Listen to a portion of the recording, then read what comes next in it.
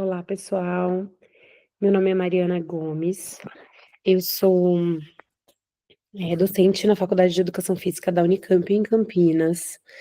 E uma das minhas temáticas de estudo são as dimensões didático-pedagógicas das lutas, artes marciais e esportes de combate. Então, eu venho, ao longo dos anos, tentando refletir sobre maneiras de ensinar as lutas, as artes marciais, o esporte de combate, de uma forma que seja coerente, de uma forma que seja significativa e que seja também sustentável, seja para todo mundo, em todos os contextos, para todos os personagens. Eh, então, hoje essa conversa começa a partir daí, né, sobre essa reflexão do como as lutas são ensinadas normalmente, e as diferentes modalidades de luta, e aí quando eu falo isso, eu penso que existem então elementos comuns entre as lutas que podem ser facilitadores, no momento de pensar o ensino, né, de pensar também o treinamento. Então, hoje a gente vai falar um pouco sobre que elementos comuns são esses, mas também vamos falar um pouco de pedagogia das lutas, no sentido de pensar a pedagogia do esporte como um todo, né. Quais são os cenários que a gente pode trabalhar, quem são esses personagens, e como que a gente atua, para cada um desses cenários e com essas pessoas que a gente, vai trabalhar, né, vai atuar, vai ensinar e vai se relacionar, né, e vai trazer a luta um, eh, como um norteador, de uma prática, mas também, muitas vezes, de um estilo de vida, né. Então, vamos lá.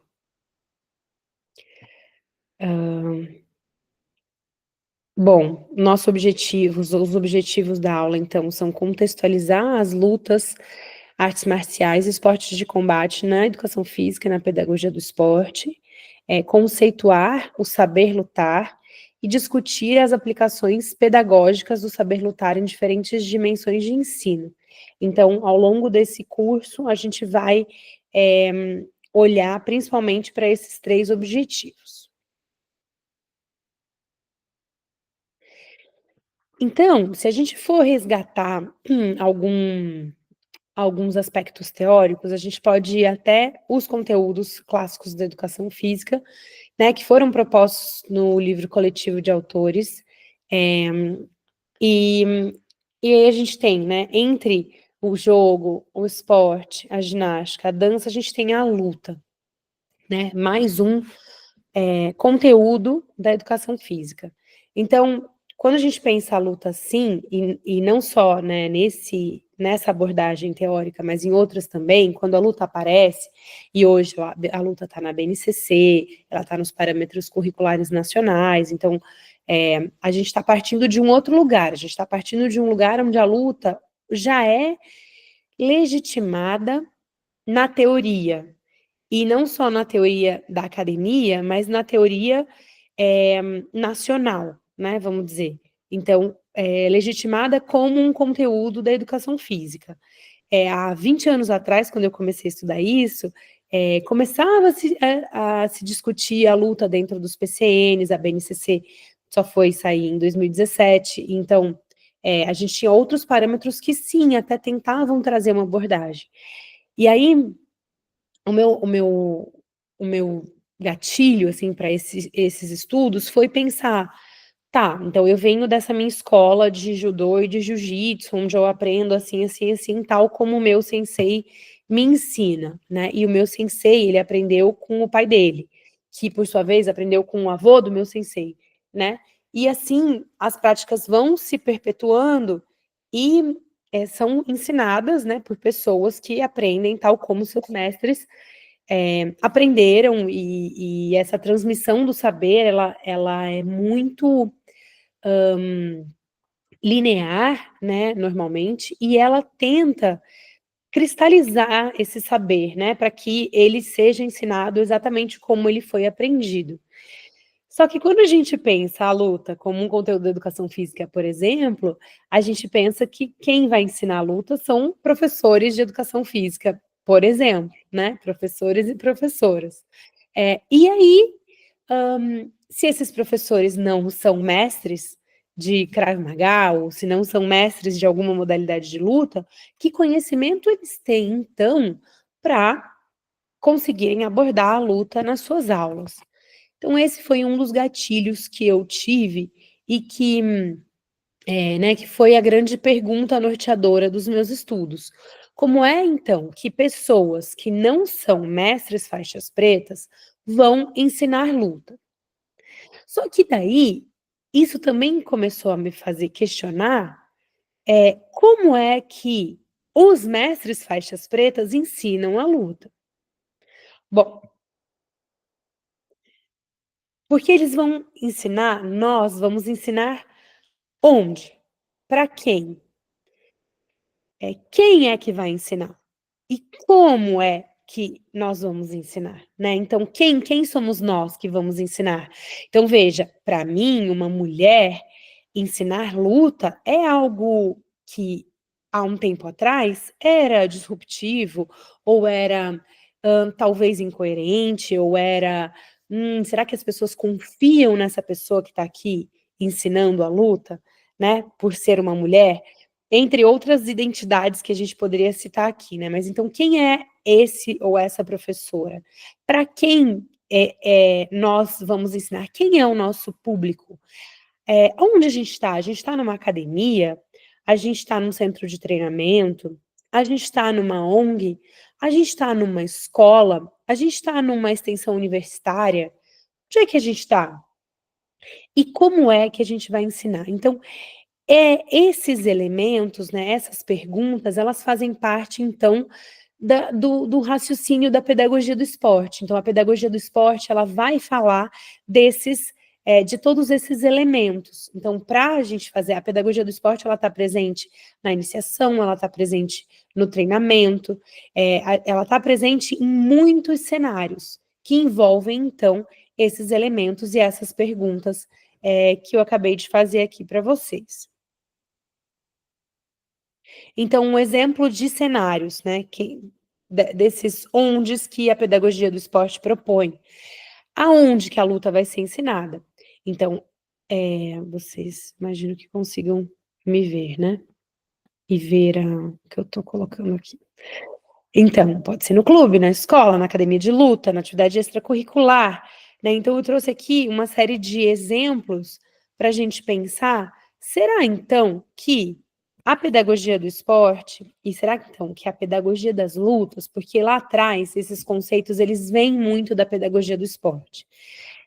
Como que a luta é ensinada, não só a luta, né, como que se ensina esporte? Eh Hoje a gente já fala de uma pedagogia das lutas, porque é uma temática que vem sendo explorada na academia e na literatura, né, então que traz e não só no Brasil, mas mundialmente, traz, conceitos específicos das lutas, né, mas em que contextos? Será que eu vou ensinar a luta igual para em todos os contextos que eu estou, em todos os cenários, nesses ondes? Será que eu preciso? Né, então eu trouxe algumas fotos do próprio Canva e fotos de práticas, de outros lugares onde eu mesma fui a mediadora dessas práticas, a professora, né. Então, a gente pode ver, por exemplo, uma foto, deixa eu ver se eu aqui onde eu estou mostrando para vocês, né, aqui a gente está falando de uma capacitação de professores espera aí, desculpa, bem, né. Então a gente fala de uma não, não é aqui que eu tô. Deixa eu voltar. Aqui.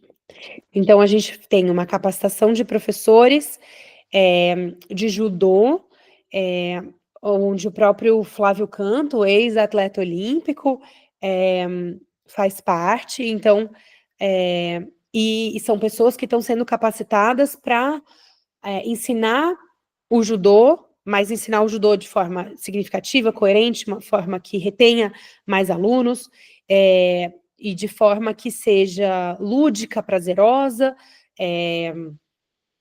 Então, esses professores também precisam ser convencidos de que essas propostas, por exemplo, funcionam. Então, como que eu também abordo esses professores? Esse é um exemplo, né? Será, então, que quando a gente fala de ludicidade, a gente está falando só de criança, né? Não, a gente está falando de um prazer de lutar que pode estar em todos esses cenários, né? Além disso, trago outros exemplos, como na própria escola, para crianças, para adolescentes. Então, eu, que mesmo que minha formação seja judô e jiu-jitsu, então estava fazendo uma prática aqui de quebramento. Então, você pode ver que né, tem um aluno aqui dando um salto e fazendo um quebramento num papelão, né? E aí ele vem, pula numa cama elástica e faz isso. Aqui eu tenho uma pessoa né, com uma amputação sem uma perna, sem parte da perna, com uma amputação alta, sem mesmo a articulação de joelho, que está fazendo uma atividade de luta e que poderia estar fazendo qualquer outra. Aqui eu tenho uma prática com espadas, né, com implemento, aqui com bolas, bexigas, enfim. Então, a grande pergunta norteadora é: vamos ensinar sempre da mesma maneira, independente das pessoas que nós estamos ensinando? Se vocês estivessem aí, dividindo a tela comigo, talvez vocês pudessem, fazer perguntas, né. Então, quem são os nossos alunos e alunas, né? Quem é esse público? Eles podem ser idosos, crianças, adultos, pessoas com deficiência, adolescentes, mulheres. Hoje a gente está falando de pessoas de diferentes identidades de gênero. Então, como é que a luta pode ser acessível para todo mundo? Que a luta pode abranger os diversos aspectos e as diferenças entre as pessoas, né? Porque se a gente pensar em uma luta que é sempre direcionada para homens, numa determinada faixa etária, com um determinado porte físico, né? A gente tem um universo muito restrito. Mas se a gente pensa a luta, então, para todo mundo que eu estou mostrando aqui, por exemplo, e para mais gente ainda além do que a gente tem aqui, a gente está falando de uma luta mais democrática, né? E a gente está falando de uma luta possível. E aí, então, por exemplo, quando a gente fala de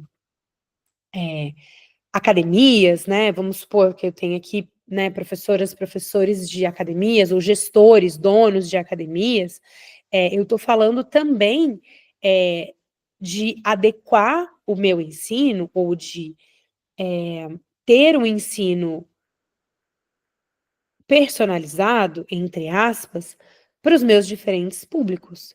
Então, por exemplo, eu coloquei meus filhos numa academia de luta e a aula, ela era igualzinha das minhas crianças, ela era igualzinha à aula que eu fazia. Então, será que é uma aula atrativa? Será que é uma aula que retém a, a atenção e o prazer e o seu cliente? Né? Então, acho que a gente pode pensar também nesses aspectos, para além das paredes do tatame, né, das bordas do tatame.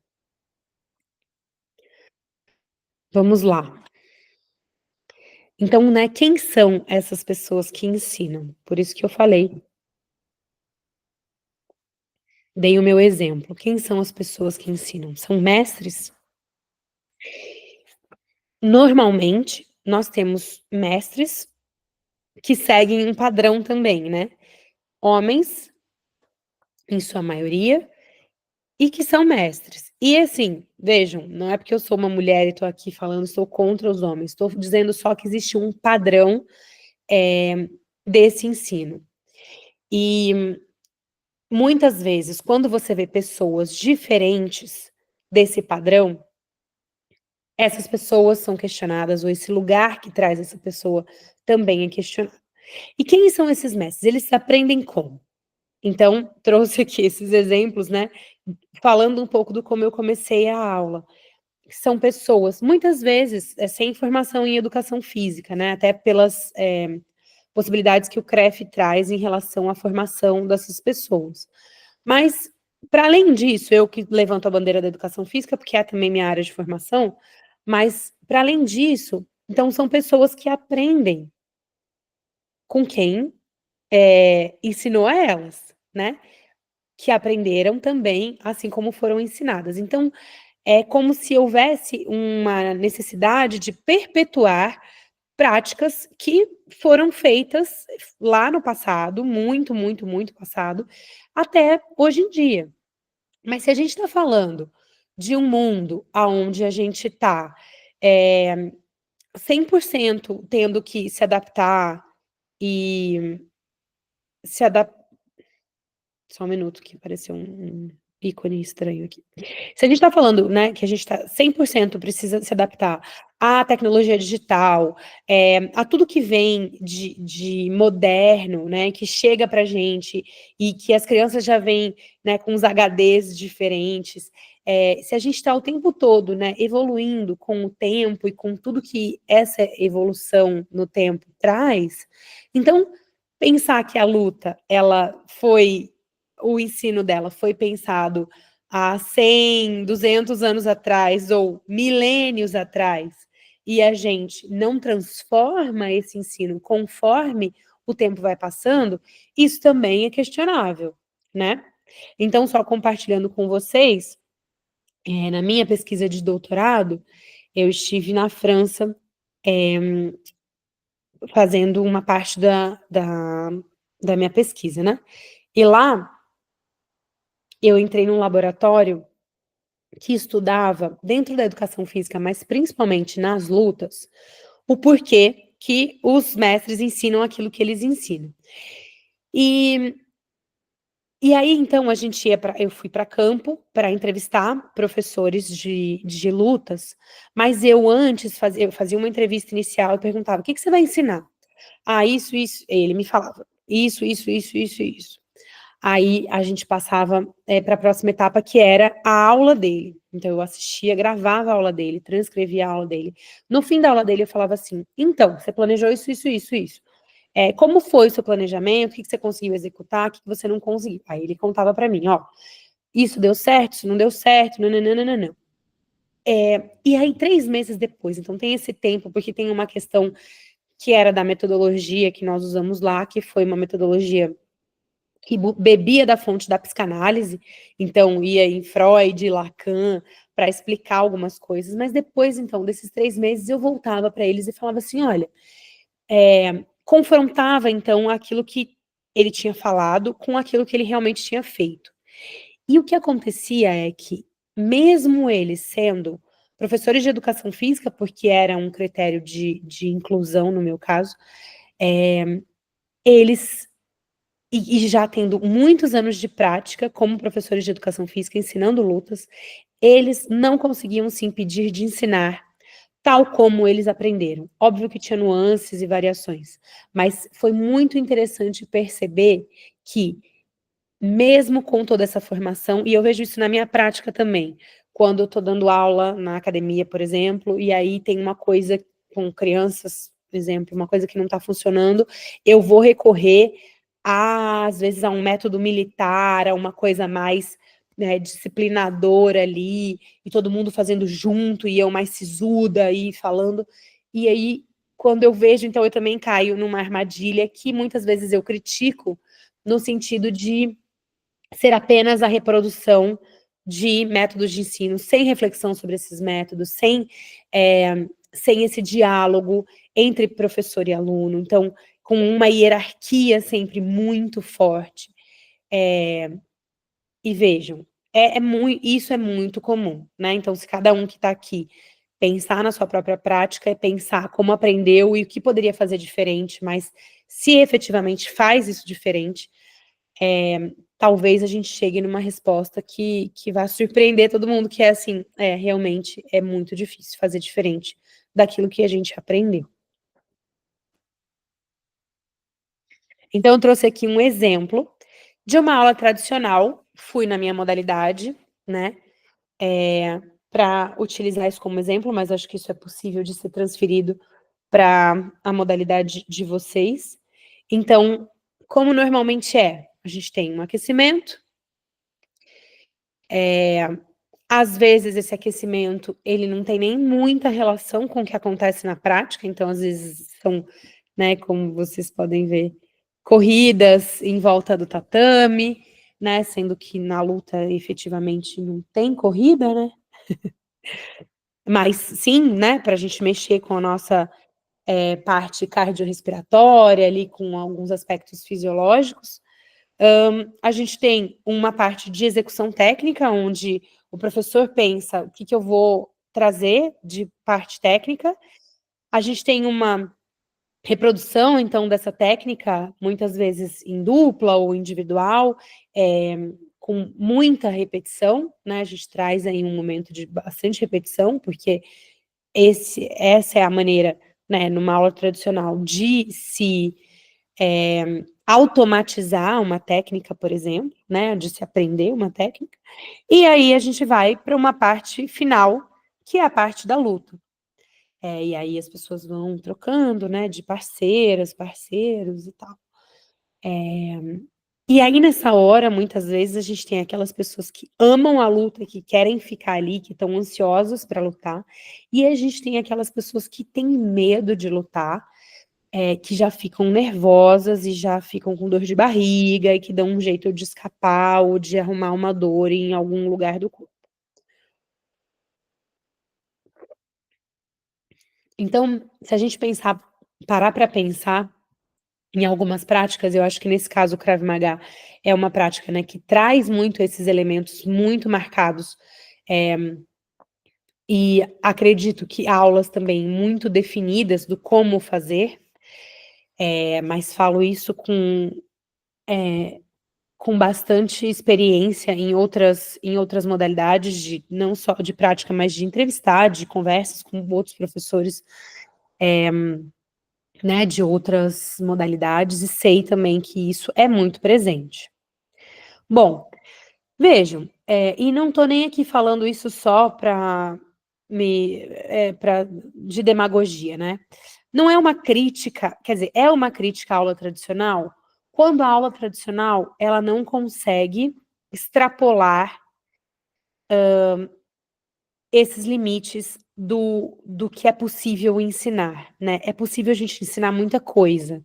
A luta, ela tem algo que é muito único, né. Eu tenho uma camiseta que fala: "Só um lutador sabe a sensação", né. Então só quem luta sabe o que é realmente lutar. Mas vejam, muitas vezes, quando a gente está falando de cenários diferentes e de personagens diferentes, e eu volto naquela questão de ter, um homem né, atlético, numa faixa etária ali, entre adolescência e vida adulta, como o parâmetro e o cliente principal, e o aluno, a aluna principal, porque quando a gente tem essa pessoa, a gente tem dificuldade, então, de olhar para o ensino de outras formas, né. Então, quando a gente tem esse padrão, a gente tem dificuldade de pensar o ensino para outras pessoas. Então, por exemplo, será que para uma mulher, né, essa aula, e que vai trazer uma luta ali, e que vai colocar ela para lutar com um cara XY que é, não sei se do mesmo peso ou não, será que isso não é muito hostil, logo de cara, ou não? Eu, por exemplo, eu falava que quando eu estava no tatame eu era XY, eu falava que eu era homem igual todo mundo, que era para lutar comigo de igual para igual. Eu não queria ter diferença. E isso, para mim, me fazia uma mulher mais forte, uma mulher porque eu era igual, mas não é sobre isso, gente. A gente quer ter um ambiente seguro para todo mundo. A gente quer que uma pessoa gorda, uma pessoa que está acima do peso, que ela se sinta tão confortável quanto o cara atlético. que ela perceba que o corpo dela é capaz de fazer muitas coisas ali dentro e logo fora dali, daquele tatame, para que aquilo contribua para a vida dela também, né. Então a gente quer né, que aquele garoto franzino e que, sei lá, sofre bullying na escola, que quando ele chegue no tatame, que ele entenda que o corpo dele é capaz de muitas coisas, né, e que ele é capaz de muitas coisas. Então, e tem coisas, né, que a gente só vai aprender se a gente lutar. Mas será que todo mundo está tendo o direito de lutar, né? Se a gente está falando de pessoas que muitas vezes chegam nesse fim da aula, a luta só acontece no fim da aula. Hoje a gente tem algumas academias, inclusive, que têm sistemas de ensino tão fechadinhos e organizados que eles finalizam a aula antes da luta e a luta só acontece depois para quem quiser, né? Legal, acho legal respeitar. Mas será que esse sistema, ele dá oportunidade para todo mundo lutar? Né? Será que se a luta for apresentada de uma outra forma, será que ela não atinge mais gente? São essas perguntas que eu queria muito fazer para vocês e provocar, então, em relação a essa aula tradicional, quais são as provocações que a gente pode fazer? É que ela é uma aula ruim? Não, cada professor vai dar a sua aula de um jeito, né. Apesar de existir um sistema tradicional e apesar de existir ali um método que está sendo reproduzido. Com certeza, eu já fui professora de inglês numa rede do Brasil inteiro que todo mundo dava a mesma aula, mas eu fazia coisas que outros professores não faziam, e que eram diferenciais na minha aula. Né, então, óbvio que a gente pode sim, dentro de um modelo tradicional, dar boas aulas, mas a provocação é pensar como seriam aulas, então que outras aulas eu posso dar? Como que eu posso pensar essas aulas e como que eu posso pensar o ensino de uma modalidade que é tão tradicional, que é tão militar, que é tão disciplinadora, de uma forma que também possa ser prazerosa, coerente, significativa. Então eu vou encaminhando para o fim dessa primeira aula, para trazer exatamente isso. Como que eu posso ensinar a luta? É de uma forma que eu promova o aprendizado, que eu promova a escolha, que eu promova a motivação e a permanência. Então, será que aquelas pessoas não normativas que chegam lá na academia, que não são o cara atlético, quando elas chegam na academia, será. E aí tô dando o exemplo da academia, mas em qualquer lugar. Será que aquela primeira aula tradicional, tal como eu mencionei agora no último slide, será que ela é atrativa? Será que ela promove a permanência? Será que ela promove a motivação? Será que a pessoa vai voltar? Né? Então a gente precisa pensar nisso. Será que esse método que a gente está usando, ele é coerente? Ele é coerente com, eh, ele é coerente com os seus valores? Ele é coerente com os valores da academia? Com os valores da modalidade? Será que ele é interessante? Será que essa aula é interessante? Será que essa aula que a gente está dando aí fora, ela faz a galera querer voltar no dia seguinte? Então, no próximo momento que a gente vai fazer, eh eu quero entrar um pouco na teoria que está por trás, desses aspectos didáticos, pedagógicos e que vem então, fortalecer esse questionamento a um método tradicional de ensino, ok? Então, até já.